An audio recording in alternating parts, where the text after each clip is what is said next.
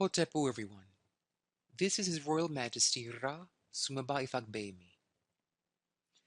Today I wish to, by the grace of heaven, nourish you by giving a brief lecture on the meaning of life. Why does the universe exist? Why do you exist? What is your purpose? Your destiny? These questions have bewitched humankind from the beginning of time. And if they're not answered well, people become very confused deep within. Their souls long for meaning and direction. So I offer this lecture to help guide souls to have these questions answered from the culture of the most ancient nation on the planet, the ancient of Kamat, some pronounce Kemet, the Kamau, or the Egyptians of the Nile Valley. I'm going to express the answers to these philosophical questions in two ways. One is a very general way, and then one will be a detailed way. So sit back, relax, enjoy, and let your imagination go on an adventure with me through how the Kamal saw why the universe exists, why creatures exist, why you exist, why you have challenges, problems, and a job to do. The Kamal state that the universe began by being a god we call Nun, which means none, where the word in English none comes from, as in nothing. So imagine space, infinite, vast space, unlimited, with nothing in it whatsoever, just empty space. And shot through this empty vastness is an invisible awareness. You can't see it, you can't smell it, you can't taste it, you can't hear it, you cannot touch it. Just this consciousness that is invisible, yet penetrating all through this empty space. We call space Nun. We call the invisible consciousness penetrating through all space Amun. So we have an awareness, an intelligence called Amun, and we have nothingness called space. This is the beginning of everything. This is called the egg of creation in Egyptian, or the Zuhet. Now, if you were in a room, a dark room, with nothing in it, and it's a giant, huge room that seems to go on forever and ever and ever, imagine that. You're sitting there, there's just blackness and nothing there. You feel infinite, but bored. That's exactly how Amun experienced the beginning. So he decided to create. This space was infinite possibilities, unlimited potentials. And in his heart, he knew he had creative juices. He had creative dreams, ideas of expressing himself infinitely, infinite creativity. So, with that intent, he said, I want to express my unlimited creative powers. At that moment, the universe came to be. And as you look at the earth, the sky, the universe, the galaxy, you see unlimited life forms, unlimited energies, infinite powers of the universe of creation. All of the things you see in the universe are God's showing offs, God flossing and strutting and expressing the vastness of his immense creative powers. You too Share this. Something in you, in your heart of hearts, longs to express yourself, to release your creative mind, to create something in the world, to do something. This instinct in your heart comes from the Creator, from Amun's heart. We are but copies of his desire to express ourselves. So, I've answered the first question. Why does the universe exist? So that the Creator, the Supreme Being, can express his unlimited creative potentials in reality. Okay, so every tree, leaf, bird, gluon, photon, galaxy you see is the loving, creative energies of the Supreme Being expressing himself. Now, how did he do this? What method did he choose? What structure of creativity did he choose? Well, there are two basic answers to that. Number one, he liked making systems. He likes making giant systems. A system means a whole with parts. That's all it means. He liked making wholes, complete things made up of many parts. So he likes, number one, to create systems. Now, what are the dynamics that rule all of his systems? Cooperation.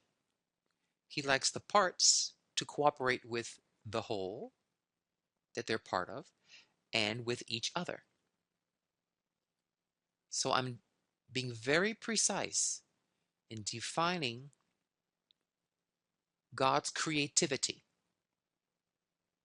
God likes to create systems made of cooperating parts. He doesn't create just wild things. It's not just wild creation, what we call freeform creation. No. His first creation was to make a super system called the universe and fill it with subsystems made of subsystems, made of subsystems, made of subsystems, infinitely going, zooming into quantum levels to infinitely small and infinitely big systems within systems, and they're all cooperating. So when you feel creative, you should aim to create like your creator. Create a system with the intent that all parts of the system cooperate with the whole and each other. So, systemic cooperation is the catchphrase. Now, we know why the universe exists, for the Creator to express himself. In what way? In systemic cooperation modules. Within these systemic cooperating modules, there was a law he made that ruled all systems called the binary law, duality and opposition. We call this Shu Tefnut, but you know it as duality. So you're going to have push, pull, hot, cold, up, down, problems, rewards, good times, bad times, health, disease. Opposites must come into play. So part of systems cooperation dynamics includes opposites expressing degrees of tension and resolution, tension and resolution, tension and resolution. No system in the universe can avoid tension, resolution, or oscillation polarity dynamics, including you. Your life cannot be all perfect or all bad. It must be a balance between good and not so good. This means you shouldn't complain when you're having hard times, because every system in the universe goes through challenges. Now, to each system and subsystem and sub-sub-sub-subsystem, the creator decided to use storylines, decided to use what one can call myth or theater. The script that controls systems is based upon the script of writing, literary writing, where you have an idea, a theme, right? That's called the system. Within the system, you have a hero and an enemy. There's a duality. You have an antagonist and a protagonist. And the antagonist protagonist, the embodiment of duality, must go through tension resolution together to strengthen the system's functions. This is called an adventure. So we've learned the creator made the universe to express himself through systems cooperation run by duality oppositions and controlled by the idea of theatrics, theater, of drama, in the literal sense of writing dramas. So I'm describing the creator now as an author who likes storylines. So we can say the universe is a system, a systems cooperative paradigm run by a storyline. Everything in the universe has a storyline, a role, the lines it must recite within that system. This explains why the Kamau were so keen on writing stories, what they call myths. We call the word myth astonishing word. Every creature, everything in the universe, in an ecosystem, in any system, has its message, its astonishing word, its role to play. And that role must cooperate with the roles of the other characters in the system. And sometimes those roles will conflict through opposition, challenge, ups and downs. These are the rules of all of the created universe. All things are systems that cooperate, that aim to cooperate. The cooperation has ups and downs, meaning moments of cooperation and not cooperating, but they resolve in the end to cooperating. And every part has a storyline, a role to play. We are done at this stage of our conversation with why the universe exists, what structure it takes, and how things express through storylines or the roles they play within the system. You were born in a family system which had characters: mommy, daddy, you, brother, sister, house, school, etc. These are all parts of the system. Did mommy and daddy get along harmoniously, or was it the antagonistic side of the drama? Did they resolve their tensions so that the cooperation was the end result, or did they divorce? You see, did you rebel against your parents when you were a teen, being a non-cooperative unit in the system? Or did you find a middle ground between what mommy and daddy say you have to do and what you love doing? You see, everything follows this pattern of cooperating systems made of resolving tensions and storylines. Now, this duality component is a key thing to hone in on a little bit more carefully, because when the Supreme Being made the universe, recall we said Amun observed Nun, was the observer or the intelligence shot through space. But when Amun made the universe, he made a play and he made characters with basically more or less fixed roles. Plants have a role, trees have a role, stars have a role. They have their lines to speak. And they don't deviate from their lines too far. There's a little window within their character for adaptation and evolution, very narrow. But they never leave their character's parameters, what's called their boundary condition. A star will be a star, a worm will be a worm, a gluon will be a gluon, an atom will be an atom. Okay? What I'm saying is that this side of the universe that displays Netter's Supreme Being's infinite creativity, I call the wondrous machine, you know it as Mother Nature. I call nature the wondrous machine, the dumb machine. It is truly wondrous, the dynamics of the of nature, of the universe. But it's also dumb in a certain way. It's very mechanical. Water is always H2O, which is quite boring on one level, very predictable. But it's also unbelievably wondrous how that happens. Both are true.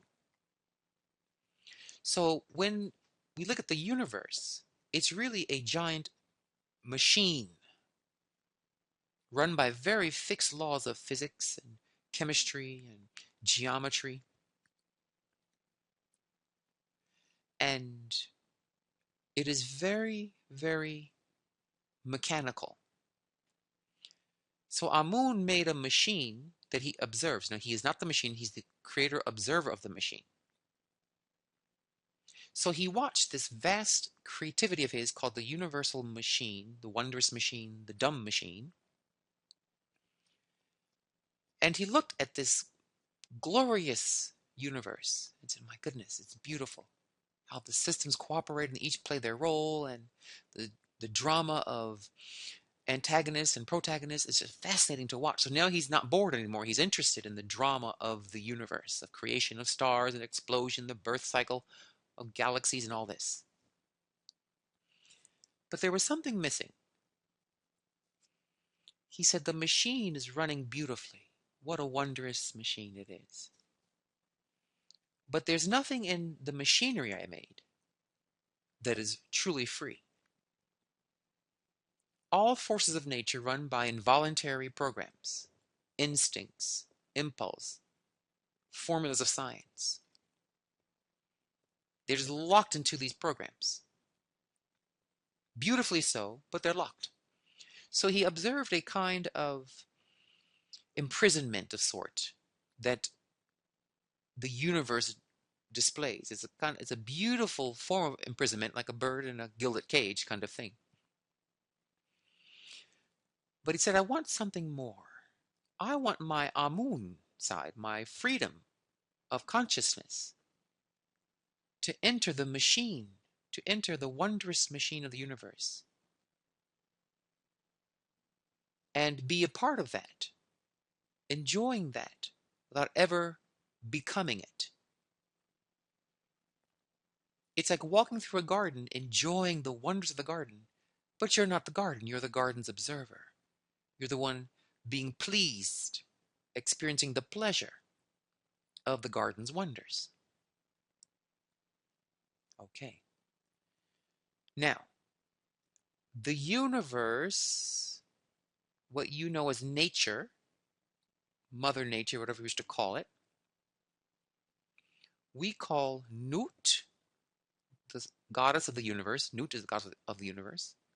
Or Ra, the spirit behind the sun.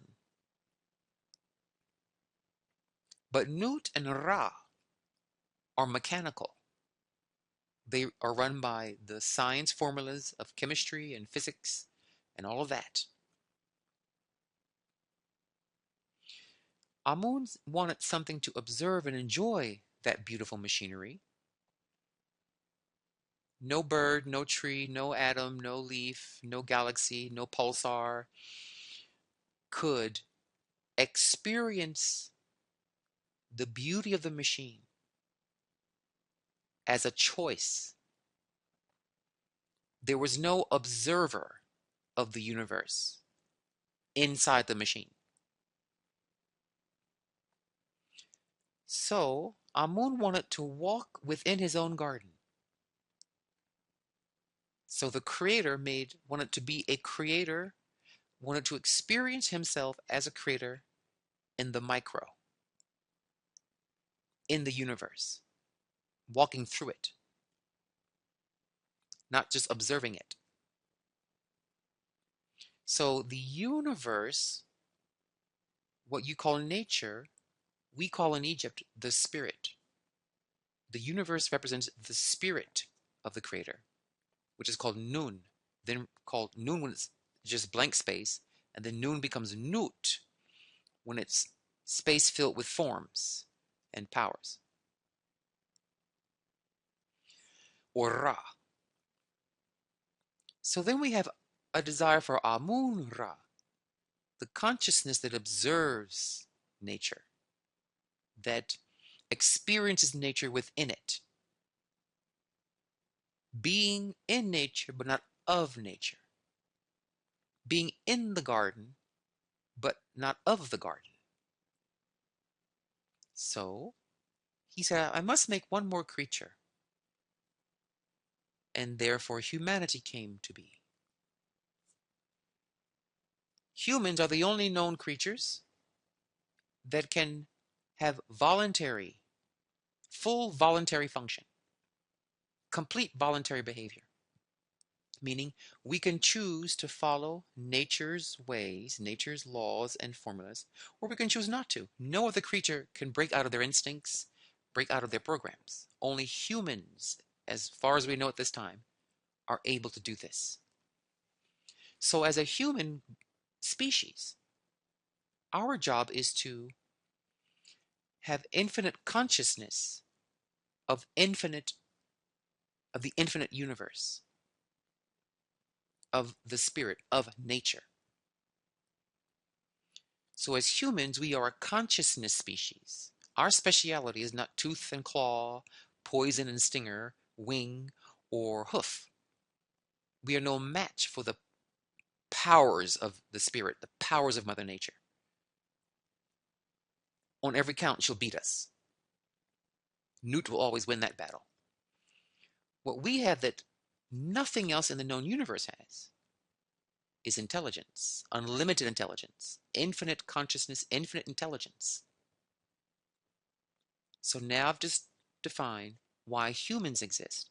We exist to be the vessel of Amun, infinite intelligence, within the universe.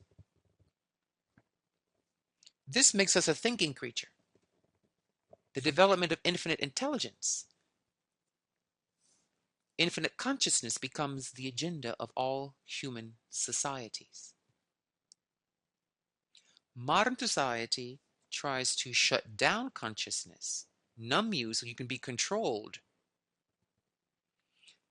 Ancient sacred societies try to liberate consciousness so you can enjoy the garden of the universe. You being Amun, the creator's consciousness. So in the ancient world, all education systems are called initiation systems, whose objective was to liberate your consciousness from your spirit and to liberate the shackles of the spirit, of the subconscious mind, on the consciousness. You see, now we have an antagonist. We have Amun, protagonist, and then nature becomes the antagonist, that which tries to bind Amun, challenges him, tries to lower and encase him and make him smaller. So your consciousness, your intelligence, when it comes against a challenge or a situation, you've got to use intelligence to get out of it. You've got to use higher consciousness to deal with it and to process what's happening and to make your move. So that became the development of human culture. We made technologies which were creations of intelligence. How to harness fire, how to navigate, uh, how to work with dams to till the soil. We had to use intelligence to survive. So if you are not on the pursuit of the expansion of your intelligence to universal levels, then you're not fulfilling the human objective. If you're following your feelings and impulses and instincts, animal, animal, animal way, you are in violation of the purpose of humans, which is to not be an animal. That's why Neter, the creator, made animals, so they could be animals. He made humans so they can be intelligent, able to see the intelligence behind the system, behind the systems of the universe, and to be amazed and bewitched by the majesty of the intelligence that had to make the universal systems. No creature could appreciate the genius it took to make the universe. Don't you want someone to recognize your genius, recognize your creativity, to applaud you, to say, wow, that was amazing?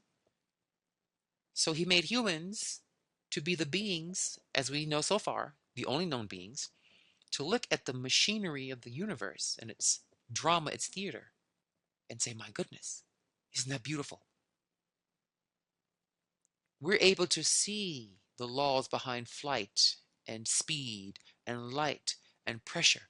And if you are a wise culture, say, isn't the creator of pressure, light, speed, gravity, etc. astounding? Finally, there's someone in the universe that can appreciate the genius that made the universe. The bird can appreciate the whale's powers. He's locked into birdness. The rock can appreciate and acknowledge consciously the powers of wind. Doesn't have that ability. But we can see wind and rock and bird and tree and all of it and say, my goodness, the creator is splendid indeed. And then we walk through these wonders of the universe, admiring our maker. And everything we encounter in the universe is an opportunity for expanded intelligence to study, to admire, to connect with, to imitate, to make technologies based upon. So that ends the analysis of why humans exist. To be the vessel of unlimited intelligence, admiring the wonders of the universe. Okay, we come to the third major part of the purpose of life. So I've defined the purpose of the universe, infinite showing off creativity of the Supreme Being through systems cooperation, oscillation dynamics that have a dramatic scripting. Humans are supposed to be an intelligence being who studies and observes the genius of the universal machine and says, what a wonderful maker must I have within me and within the universe. And then thirdly, your specific destiny. All humans have the destiny of becoming Amun on earth, the observer, the wondrous applauder of the genius of the universe. But you have a specific way of releasing your intelligence. You see, you're made of two parts, a voluntary and involuntary side. This is the beginning of the antagonist-protagonist within you. Your involuntary side is your free will, your choice power that Amun grants only to humans that we know so far. But your body's run by machinery, blood pressure, temperature, etc. Without your consent. It's doing its thing without your consent. That's the machine or your spirit, your subconscious. If These two don't work well together. They're not trained. They can sabotage each other, interfere with each other.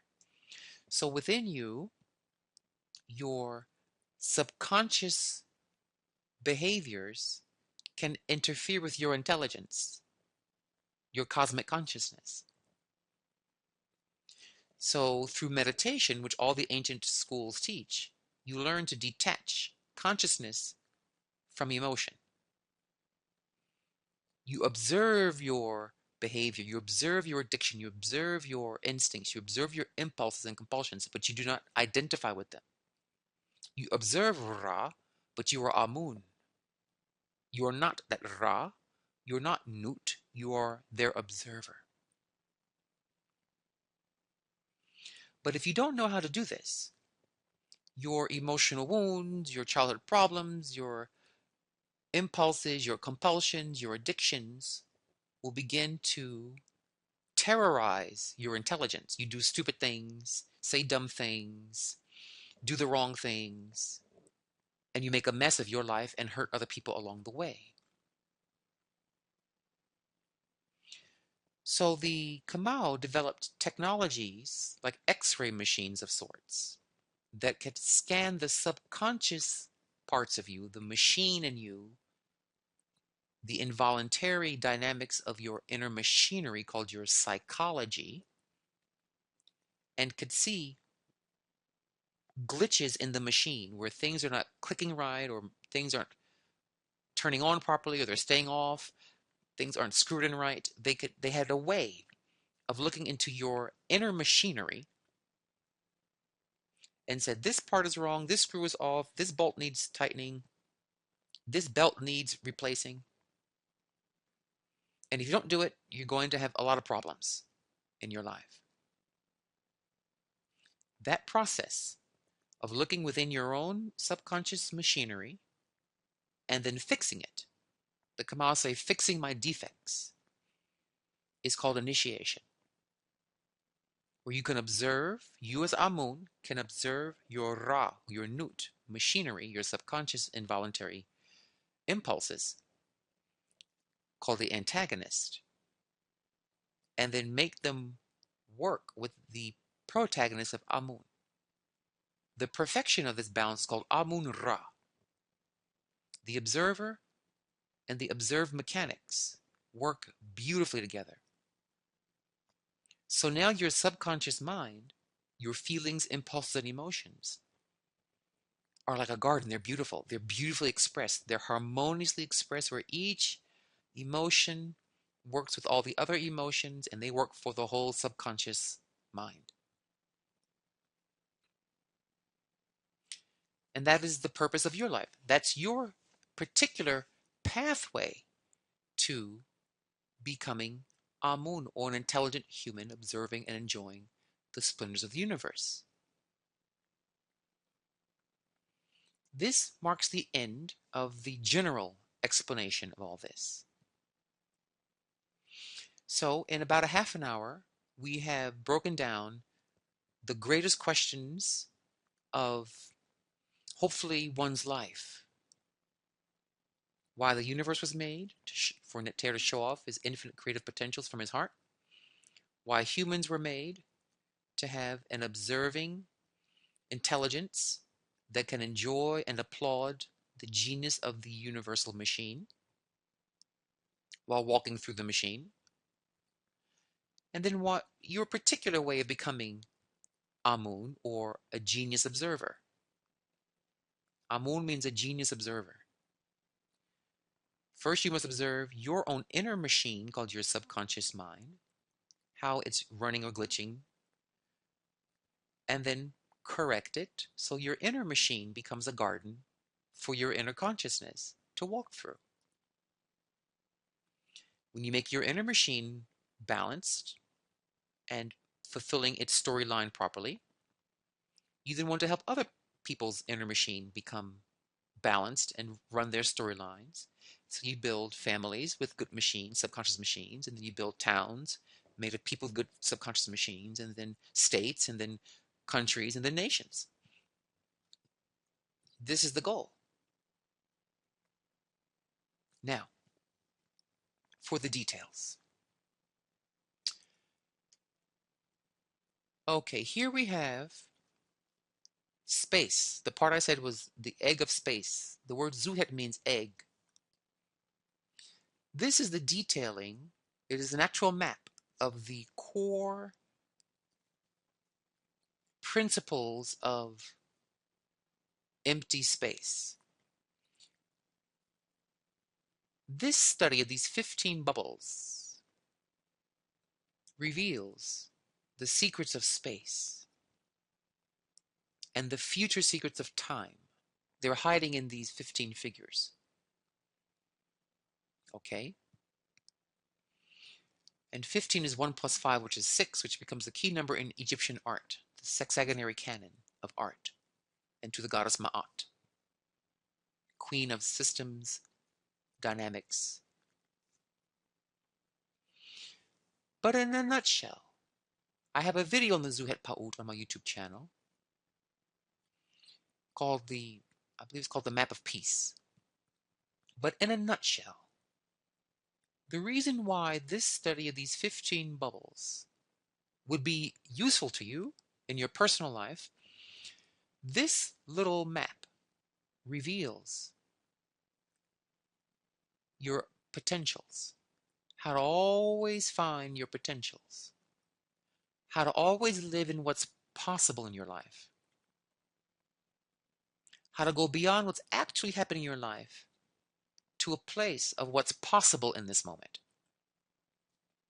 If you learn the map of Zuhet, you learn no matter what life does to you, no matter how it corners you, if you go into a quiet space within, you will find the best possibility out and around from it. If you're in a financial corner, a health corner, a love corner, a marriage corner, you're cornered. If you go into the Zuhet stage of mind, that deep Zen state, the zone, you will find a potential way around it. You will find this cornering does not limit me. So the beauty of the Zuhet is what I call the zone, the Zen place, the Zuhet place. And when you embrace the Zuhet, all things are possible in your life. You're free. You're unlimited. You're always thinking, what's the highest possibility in this scenario? That is powerful, positive thinking. This technology of the maps, the Pa'ut means scientific schematic or map. I've developed these maps from the scriptures of ancient Egypt. There are 3 major maps. These maps are maps to positive thinking, to your potential becoming real, your dreams becoming manifest. That what you know hiding in your heart of what you can produce, what you can create, turning that dream of possibility into a reality. These maps are the scientific method of going from what's possible to what now is.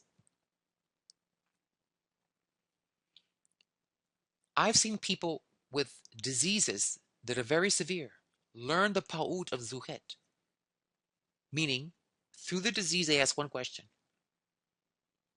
what's my highest possibility of overcoming this disease?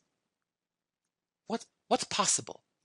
And they sit with in their mind thinking, what are the possibilities? How can I look at this? What are the possible ways of relating to this sickness in a way that heals me, strengthens me, enlightens me?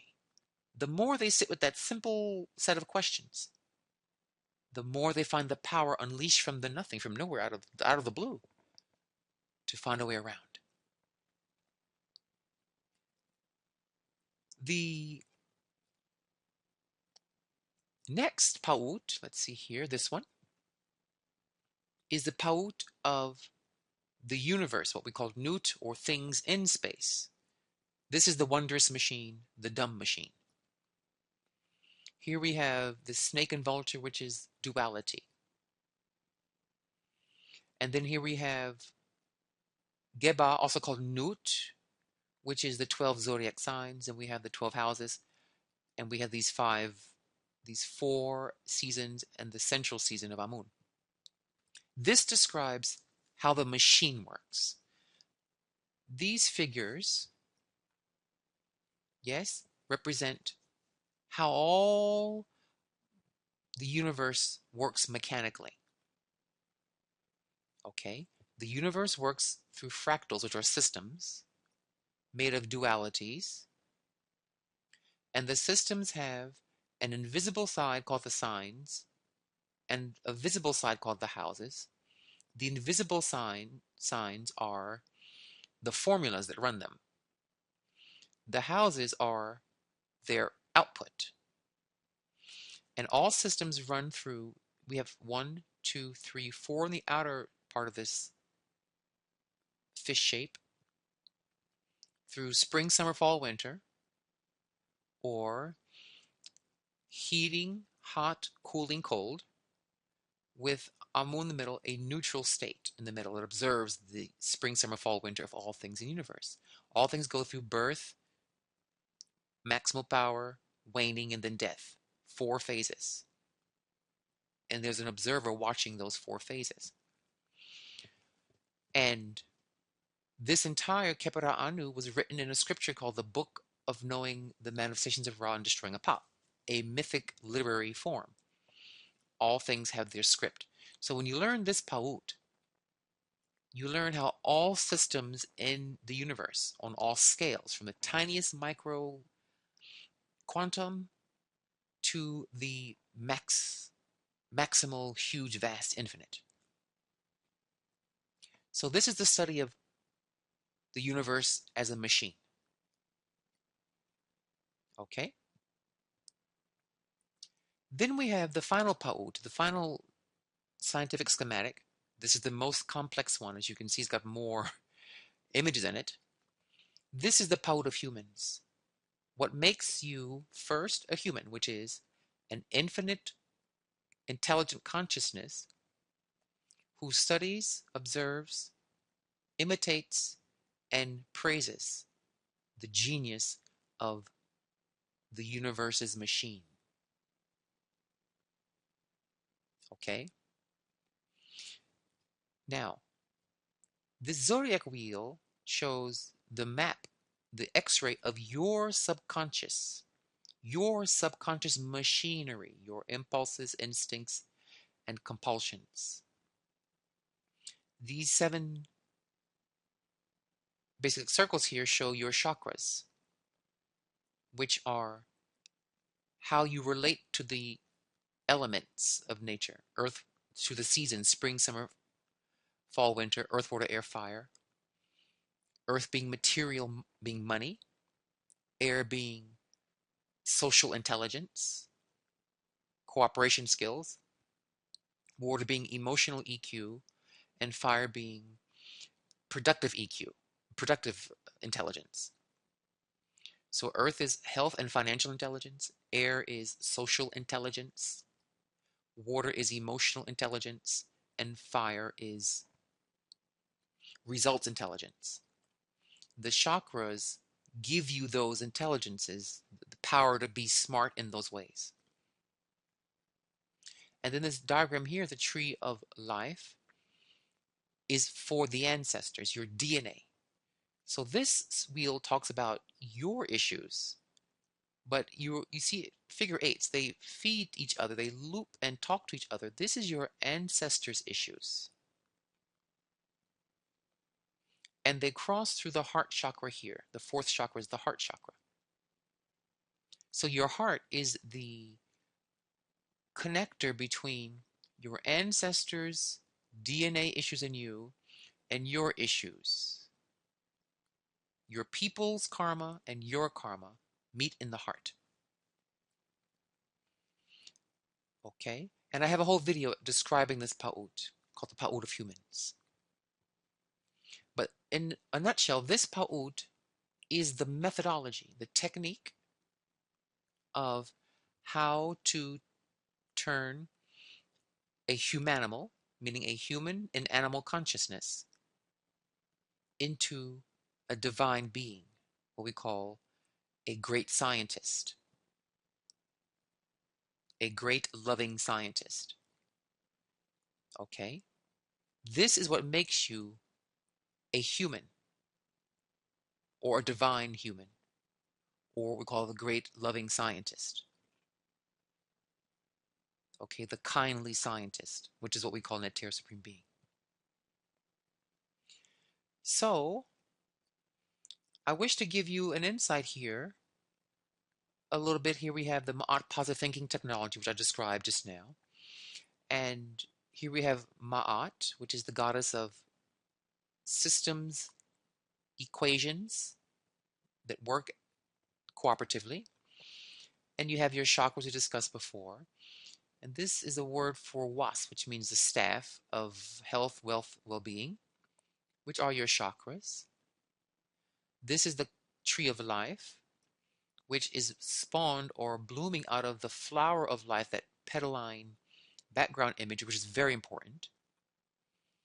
And then we have the meridians, because you have systems within systems. Here we have a wheel based upon the zodiac, but I've outlined here each house, first, second, third, fourth, fifth, sixth, around to 12, represents a system within a system.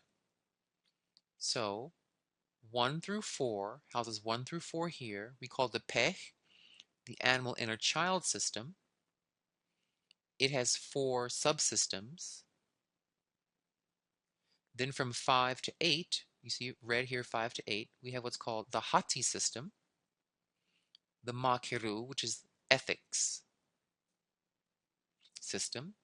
And then from 9 to 12, from 9 here, I'm sorry, 9 here to 12, is called the Ba system, the Geruma'a, the quiet man, the scientific observer. So you learn to observe each of these systems within your subconscious system and to correct them, to tweak them, to be a mechanic and make them work functionally, cooperatively, and happily with each other and the whole. So what is the moral of the story of all of this? Well, the moral of the story is that there's a map.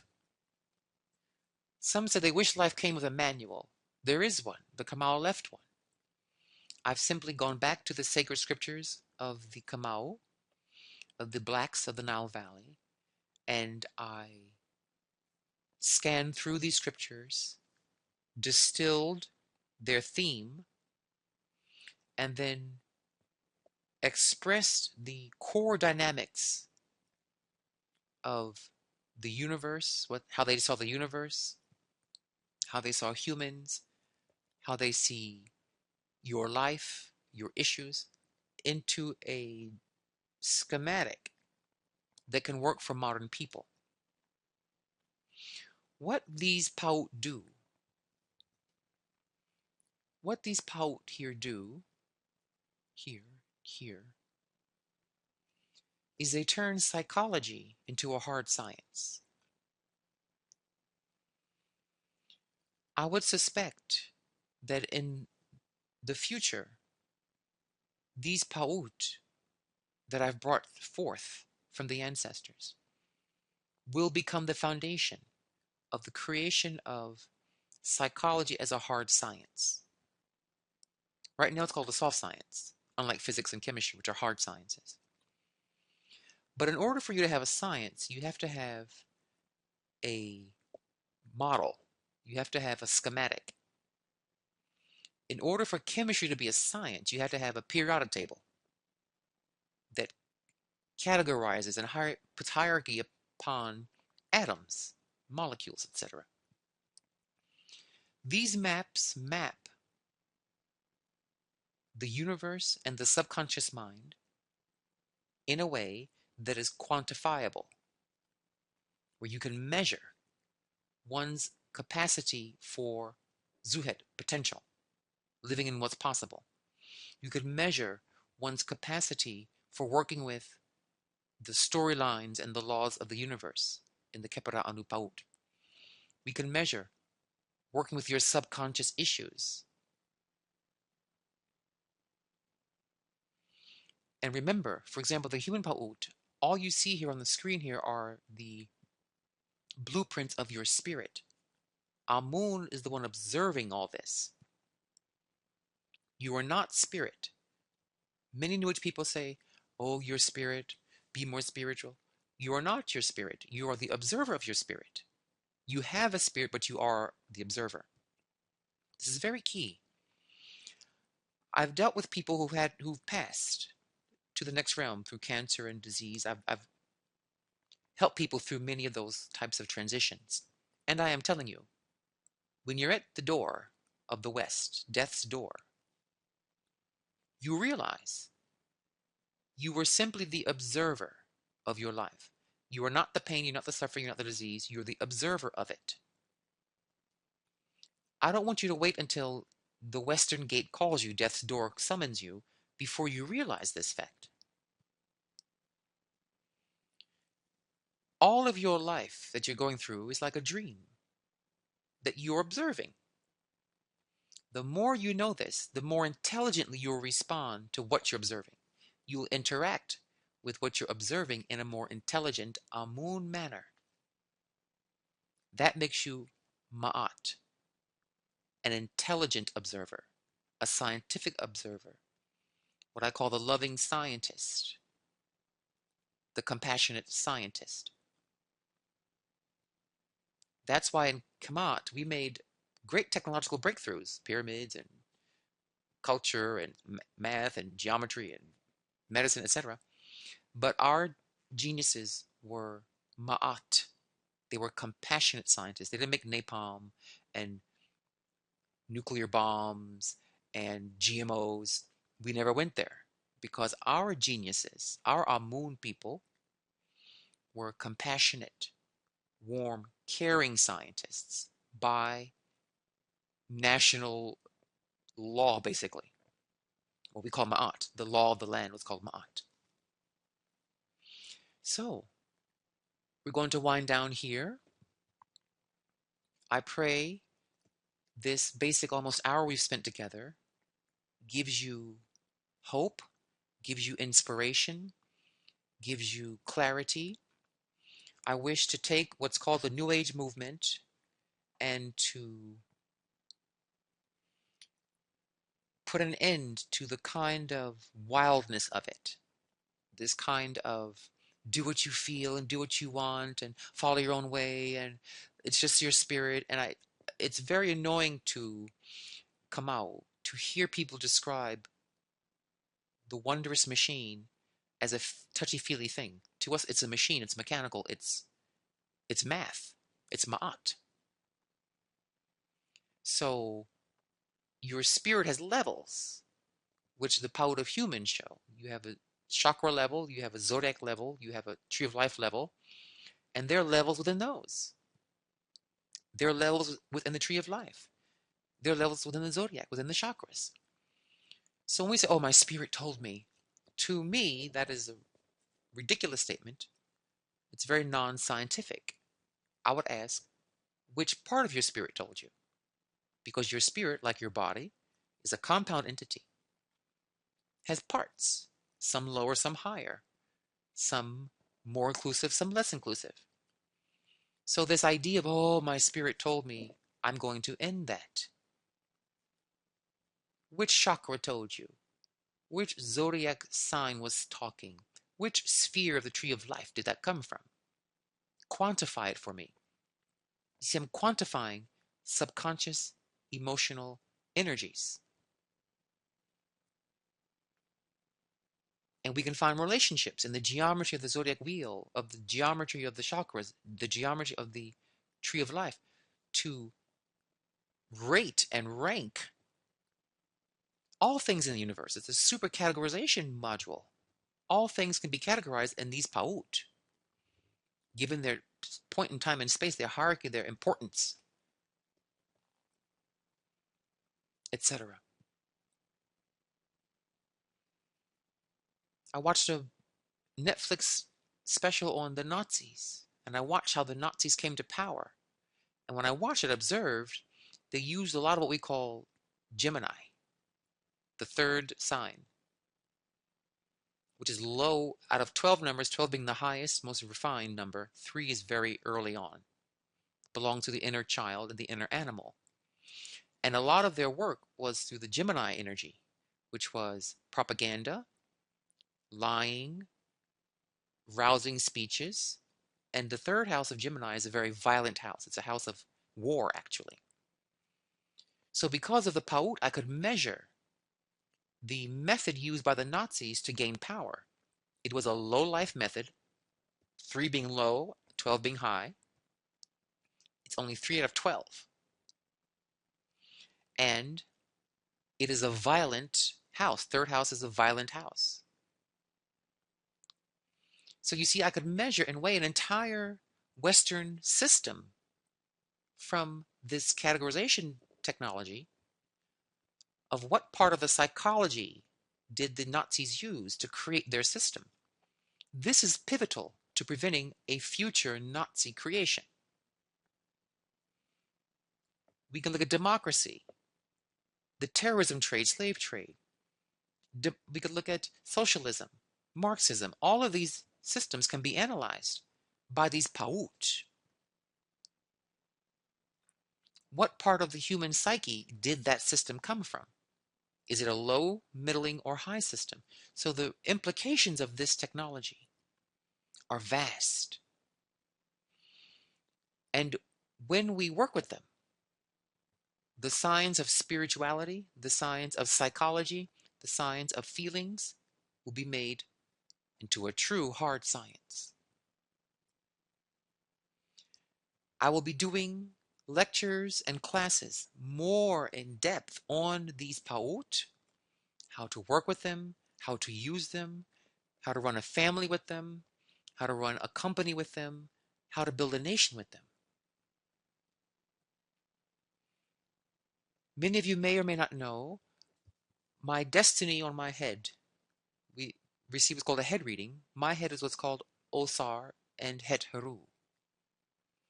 What rules the parts of my subconscious mind as king that rule me, my predominant psychological energies, are Osar and Het Heru. Osar, in the great myth of Osar, the great astonishing word, he taught his people agriculture and how to honor the gods. Basically, he taught them the science of psychology, i.e. spirituality. And he would go around to the nations and share through lecture, song, and artistic presentation the science of initiation. It was a non-violent spreading of knowledge. This is why I have built these Paut.